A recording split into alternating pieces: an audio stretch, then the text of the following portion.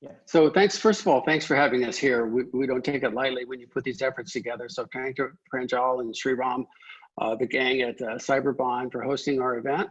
And I'm going to dive right in because I have a short time box, but I was impressed by a couple things already. I was impressed by the agenda. It's like, wow, I want to see some of that. It's going to be awful late. I'll see how much I can do. And secondly, that word cloud was so fascinating. Business and technology, business and technology. It was like a plant. It's like an ad that we put together to say, you can't do it with just technology. You can't do it with this business. So I'm going to talk today about business and technology, but it's going to be a little personal. I'm going to talk about our business, and I'm going to talk about how we use business agility in SAFe 5.0 to survive and thrive in this crisis and hopefully come out in a much better place. So I'm going to briefly introduce a couple of major themes here. One is my friend Mick Kirsten in his recent book, Project to Product, which is an amazingly clever title to move from project-based IT-like funding and ad hoc asynchronous investments to real products.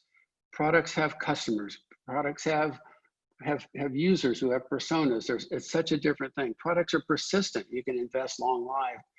And in his book, Project to Product, I only got a few pages in where I was struck by this quote. It says, those who master large-scale software delivery will define the economic landscape of the 21st century.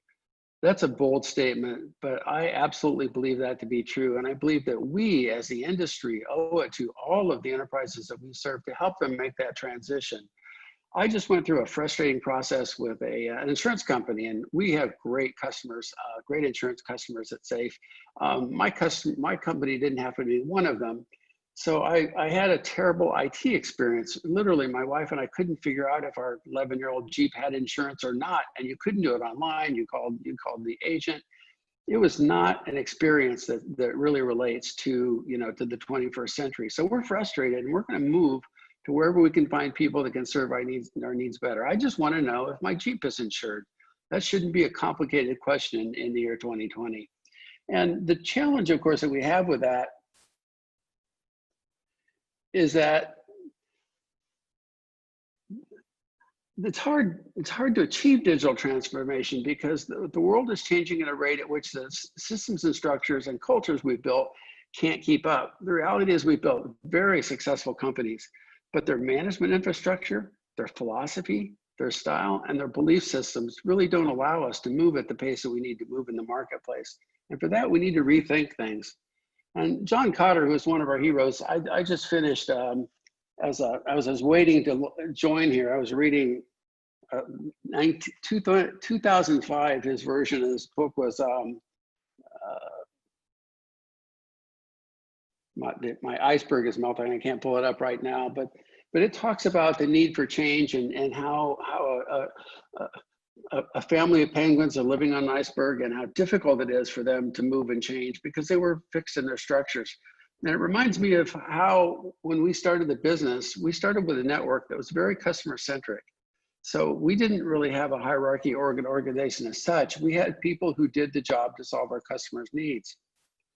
And in order to grow, we needed to add hierarchy. We need to be able to operate in accordance with the laws of the land. We need to operate legally in India. We need to, if we create an entity in Japan, it has to be a legal entity. We have to deal with the GDPR, European Union's privacy requirements, the California Consumer Privacy Act.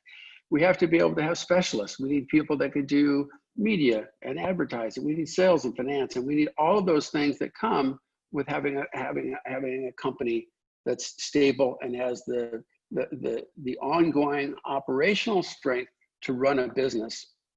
But over time, things change and the hierarchies tend to grow. And most of the large enterprises that we work with now are stuck in a situation where the hierarchy has largely crushed the network. And as we think about SAFe over time, I think about what we've been doing is going into these traditional companies and saying, yes, but the people that need to work together can't work together here. And the value does not follow these boxes on the right. The value is how a network adapts to meet the challenge and the opportunity of changing markets and changing requirements. So Cutter notes that the solution is not to trash what we know. These hierarchies work. I have a supervisor I need to enter my paid time off. I certainly enjoy getting my paycheck.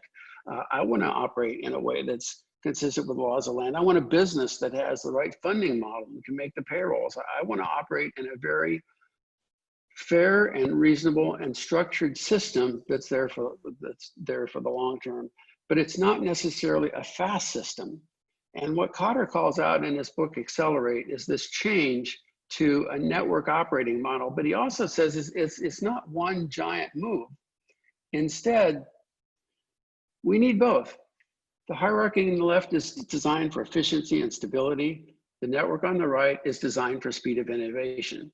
Consequently, we have to have both. We need the ability to organize dynamically and flexibly on the network side, while we need tried and true practices and policies to keep us gainfully and safely employed, operating within the laws of the land on the left. So how do we do that? Well, as I read Cotter's book, I think it's 2 or 3 years back now, it started to strike me that this has been exactly what we have been doing with the enterprises. We've been going into these hierarchies and establishing a separate system, a separate operating system, one that's focused exclusively on the customer and is focused on time to market and speed, doesn't have very many barriers, doesn't have a lot of stopping and starting, doesn't have incredible governance and controls. It has the ability to move quickly on its feet to address customers' problems and customers' concerns. And it struck me that we have one at our fingertips, and that realistically for the last 6 or 7 years, that's exactly what we've been doing. We've been building this value stream network of people organized on building solutions. We're in the business, we're IT people and system architects and systems engineers and folks like that who understand solutions building. And in order to compete in today's marketplace, you have to have very cost-effective solutions. And in order to do that, we created SAFE. So it's a bit of a hindsight, and it's a bit of an aha moment when I realized, I said, that's it. That's what we've been doing. That's what we need to continue to do. And most importantly, if we can start to communicate that, visualize that, and help our customers understand that there's jobs on the right that will be there. We need our human resources. We need our traditional IT and back office work. We need lots of things over there, but we also need to make our network work. And we call that SAFE.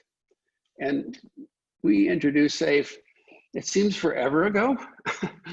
Just in January of this year, we did the official general availability launch, and we refocused SAFE heavily from pure technology to agile teams and agile teams of teams, and even to the portfolio to include our business partners.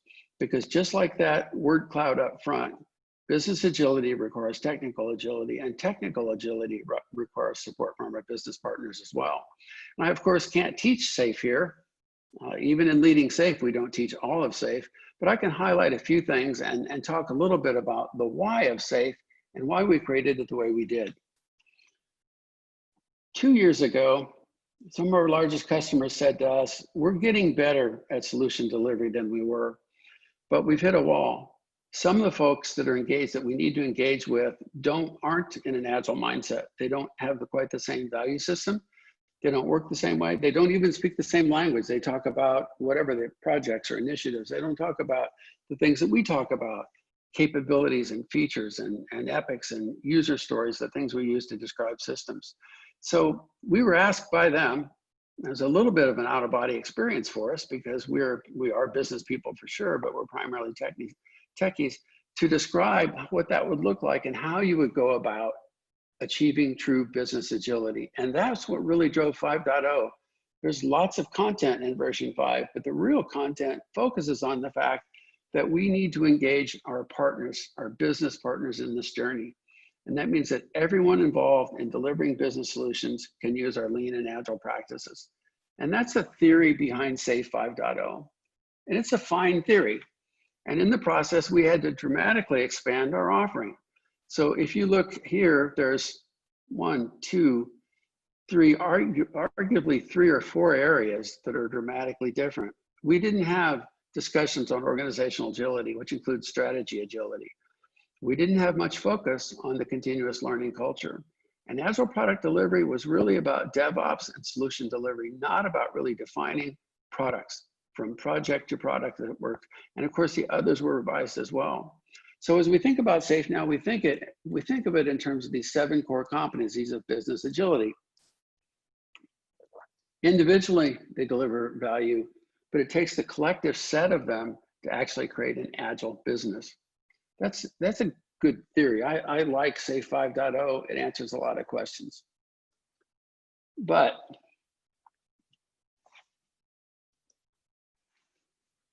I wonder what happens when a big company or a small company like us hits a crisis. Business agility is a great theory. It makes a great story. I've told it plenty of times. Will this second operating system actually work? Pranjal also showed some slides. I think, I don't remember. I won't ask him. He's on mute. From one of the research companies, it says that companies that had achieved a degree of business agility are thriving better and were able to change more quickly. But for us, that's a theory until proven. It's time to find out. And it's time to find out right here at home, because we are not immune. We may be small and we may be fast, but if you want to have a small heart attack, this is the data we were tracking of learners per week. These are people in seats. These are people in India, people all over the world attending SAFe classes. And you see we're hovering around, 4,600 every other week or so. And it's pretty steady, and we're watching some courses wax and wane, and we're thinking, okay, we can grow more of this. Leading SAFe is still the franchise class. DevOps is coming along. Lean portfolio management is just right now a figment of our imagination, just starting. And then boom. Now I ask you for a second, as a business person, to look at this graph and say, in February of 16, we look like this. 1 month later, we look like this. If this didn't induce panic, because our team doesn't panic, but it certainly could have. This is an existential crisis. This cannot be ignored. This is not like, I think we're going to have a small hit to revenue. We had the potential, if you will, to disappear. We didn't want to disappear. We have clients that count on us. People still need to build the world's most important systems. Systems we use every day, from the new VPN we hooked up today, to the medical devices, the hospital, to the new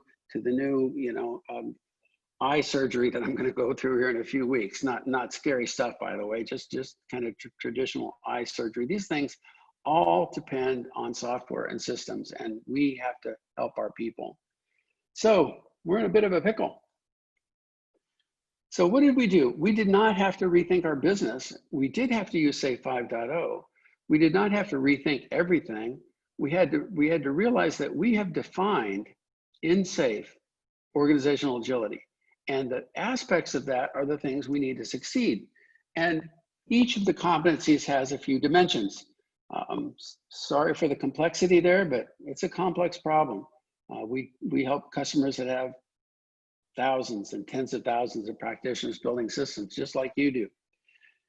We need lean thinking people in agile teams. We need lean business operations, not just the pure IT side. We need the ability to have a very smooth flow of value through the rest of the system. And we need strategy agility. Now, strategy agility is an interesting article. If you read about that, it's going to talk about market sensing. And market sensing is, I'd say, primarily focused on making sure that the right people are in the market. We call it go see. We spend our time in the market. Chris talks to customers. I talk to customers. The more time we talk, the more time we are in the market, better off we are. However, sometimes the market hits you like a sledgehammer, and that's what COVID did. So as we looked at our reaction, we didn't have to rethink our world. We didn't have to say, we don't have the right organization structure for this. We don't have the right structures. We do. We have lean thinking people and agile teams. You never master these things. Okay, so I'm not growing arrogant about how good we are, but we're fairly agile. And on our good days, we're really agile. And everybody in the company understands this model. Everyone supports the Agile Manifesto. I just taught the SBCT class last week. And again, we looked at the manifesto, and because we were online, we did a different voting. And the folks online came back to a person and said, never has the Agile Manifesto been more important than it is now. And everyone is already on an Agile team. Every single person in our organization is on an Agile team. And we're lucky, we're all on one art. So we actually run our entire business, not just the IT and development part from the standpoint of a single art. Another journey is you have to understand the way work happens in your company. And that's called, that's the value stream. And value streams are absolutely integral to SAFe. They're part of what we do. You can't do SAFe without them. They start with a need, an order, a new feature request, and they end with value delivered. That value might be a dollar. It might be a view to a website. It might be a widget that I end up having in my hands. But when you take this process, most work is visible. Our work was visible. I can't even express how important it was that everyone in the company knew what work we were doing, because then we also could figure out what work not to do. And part of strategy agility is to ignore sunk costs. And we dropped a number of initiatives that were meaningful, that were pet projects, including some in my own team that I really wish we would have been able to address to make sure that we could proceed down the path. And I don't know if it's a subtle or not subtle thing. If you look at the big picture, the reality is that we've used Kanban for years. I'm a huge fan of Kanban, and we know how work flows through our system. So if we decide to do something, a new epic, in this case, let's call it a virtual classroom, we know how to do it. We know how to affect it. We know how to get buy-in to it. We know how to affect the team backlogs. We know how to flow that work through the system. We know how to propagate the changes we need to survive. That's so important, because in that hierarchy side, and in the situation where those companies are not quite ready for digital transformation, they don't know how that works. They don't know how to bring new work into the system, inject new work, and have it flow smoothly through the system. That's a skill that only a lean agile enterprise has. Also in SAFe 5.0, we finally, and I criticize myself for that, had the time and the temerity and the energy to incorporate design thinking and agile product delivery into SAFe. Why not earlier? Honestly, it wasn't the problem. We weren't faced with a problem in the market of our customers couldn't figure out what to build. We were faced with the problems that they couldn't ship what they knew they had to build. So we focused on execution, program execution specifically. And I started with the teams, and we started with the teams. We coached the teams, we put the teams together in the art, we added the specialty roles we needed, like the release train engineer and the product manager, and we delivered. But times have changed. It's now 2020, and the market has much higher demands and has much higher expectations. So I'm pleased to announce that in this version of SAFe, we incorporated agile product delivery, and there are a number of elements there. And I won't say they saved the company, but I would say they were material to our working out of the box that we were in. And those include, as usual, the 3 dimensions: customer centricity and design thinking, all new thoughts and work. We didn't invent it, we distilled it, we harvested it, we made it readable. I mean, there's as many books on design thinking as there is on Scrum probably, so we don't want to read all those books.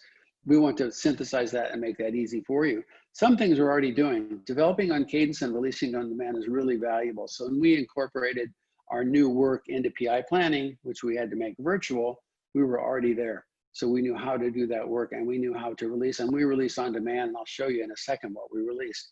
And thank goodness for a decent continuous delivery pipeline. Now I will tell you, as an executive, we're okay. We do not have the best continuous delivery pipeline that I've seen, but we have a pretty decent one. And we have one that was good enough to get us down the road to allow us to release products very, very quickly. We put these tools to work. We had to first understand the problem. That was pretty clear. Nobody's in class. Will they learn remotely? Nobody knew. 60 to 90 days ago, nobody could say that a remote learning experience was valuable. Now, many of you have already been through a remote learning experience, and I will tell you, it's a mixed blessing, but it's not all bad. A lot of it in terms of things like, oh, it's just being able to monitor a chat and ask during the SPC class, maybe 500 questions got answered When one of us was teaching, the other one was in the chat. The ability to collaborate in some ways is better. You can collaborate with larger groups. So it's a different thing, but the answer was it can work, it had to work, and we had to make it work. So the first thing we did with our design thinking was go ask, right? Go see. And we got on the phone with instructors from all over the world. And we said, what's happening? Are you teaching where your customers teach? Are they stopping their development initiatives because of COVID? No, they're working from home, but they're still working forwards. And of course, that's half the battle. The other half was, what about the learners?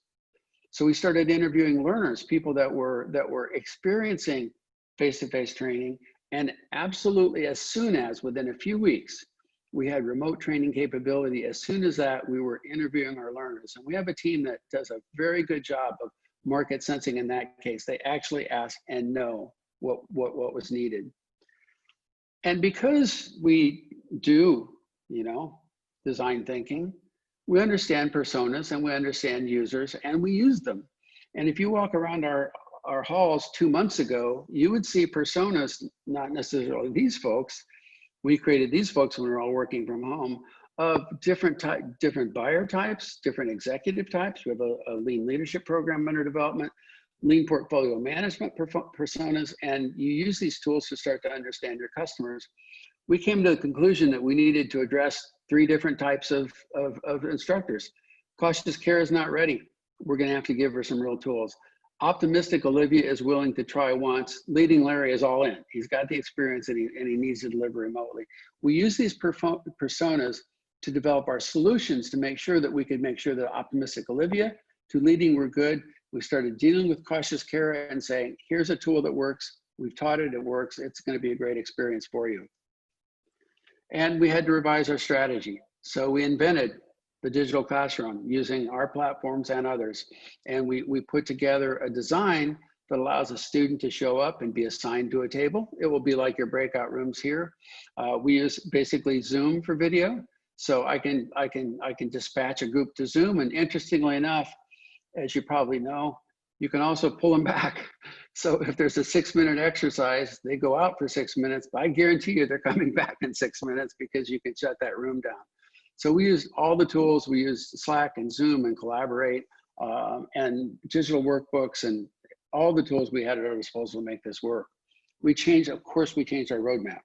The old roadmap, tear it up. It doesn't really matter. The things we thought we were doing are largely irrelevant. And this is not pretty or made for external consumption. It was made for internal consumption. So we knew in each PI, and look at, there's a half of a PI there, 20.1 half, and 20.2 first half. We divided our PI up into half PIs because one PI is too fat at a time of crisis. Waiting 10 or 12 weeks to assess your status doesn't really help. We created approximately 4 SWAT teams, all Agile teams, all had proxy Scrum Masters. Mostly it was our regular Scrum Masters. They had product owners and they had different missions. As an executive, I'm proud to tell you that I don't even know what these teams' assignments were. They reorganized themselves to the work. I'm sure Chris was involved somewhat, but I can also assure you that he did not sit and dictate this person on this team or we need a team for this. This was as eyewitnesses, a collaborative consensus groundswell of let's organize this way and go. And go we did. And fortunately, the pipeline is working well enough for this set of problems. So we've done our exploration. We had to do that very, very quickly for sure.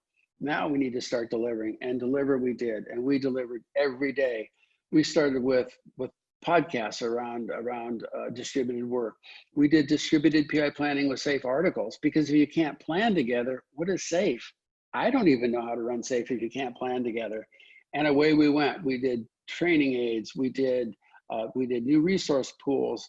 We created training aids for all the courses. We modified every single course, got a training aid, and eventually remote enabled webinars. How do you do PI planning, INA facilitation, all within approximately 30 to 45 days. That was astounding. And that work, I couldn't be prouder of the teams. I was engaged, my team was engaged, but we were honestly just participants. We were doing the role we needed to make the company successful. We did not lead this. Other leaders stood up and led it. And that's very, I don't know, it's very symptomatic in a lean agile enterprise that people stand up and lead from corners that you didn't expect it. Remote delivery of classes, and away we went. You get the idea. We delivered essentially every day. You know, develop on cadence, release on demand. We introduced our new products, virtual instructor-led training. We have now basically virtualized all of our courses. And now you can order a course, be a student, work from home. Here's an interesting thing. A lot of people are working from home and using this time to retool. So being home, not being in meetings every single minute, not driving to work, not having, you know, the overhead of a commute. My commute's short, 20 minutes each way. That's 45 minutes a day. I have that 45 minutes back now. The trick now is you want us to stop working and get away from your desk. So legitimate question becomes, does business agility get business results? And the answer is, it does. Now, we rate our remote courses delivery from a learner's perspective, and there's some oscillations in these numbers. Personally, I'd rather teach a course face-to-face. Personally, I'd rather be in PI planning with my friends and my peeps. We spend most of my time with these people. I like them. They're my buddies. They're the folks that I like to hang out with. So I don't choose to work from home and say, I really love virtual and remote. I choose to work from home for some kind of work, but to be together with our teams the rest of the time. Well, here's the important thing. Within approximately 60 days, we recovered. And did we do expense management? Yes. But as they say, no animals were harmed in the making of this movie. No jobs were lost in the making of this movie. We were able to buttress the tide, turn the corner, and recover to the point where we're still the company you need. Because when you invest in SAFE, you invest in an enterprise, and you invest in a promise. That's a promise for the future. And the promise is we'll be there, we will have the best and most capable learning environment and knowledgeware for people building your most important systems. So how do we conclude? We concluded that we, like you, are, you know, subject to the whims of fortune and misfortune. And we, like you, face the same crisis.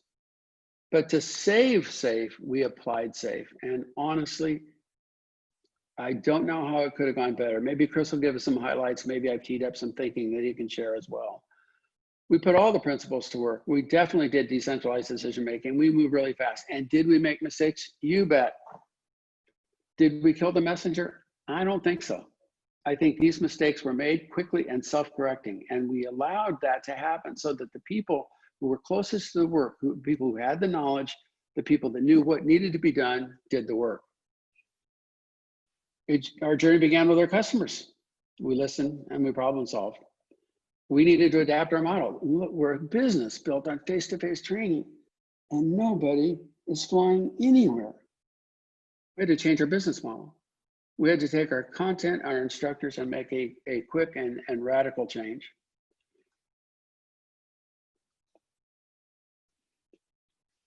And by the way, isn't that what Agile is? Isn't that the promise of Agile? Isn't that why the slides that Pranjal put up, we're not surprised by that? Are we surprised by companies that are lean and agile, how they are able to adapt better or than others?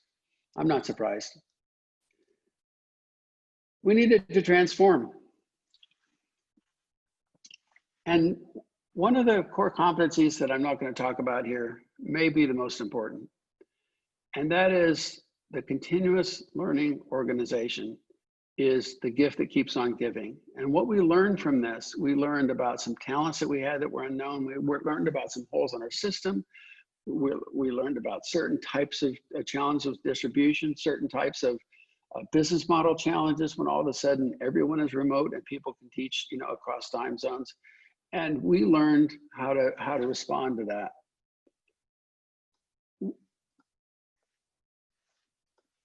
We will never be the same. We had an officers meeting today, and Chris and I were talking about some of the changes, and we don't know.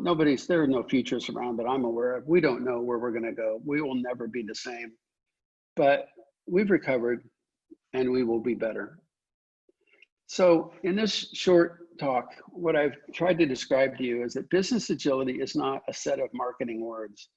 It's not an abstract theory that says, oh yeah, we should have more agility. It is a way of working that allows you to respond better to rapidly changing conditions. And that way of working is safe. And I couldn't be more pleased that it helped us. Perhaps it saved us, because now we can help others in the market survive as well. Again, thank you very much for having me here this morning, or afternoon in my case.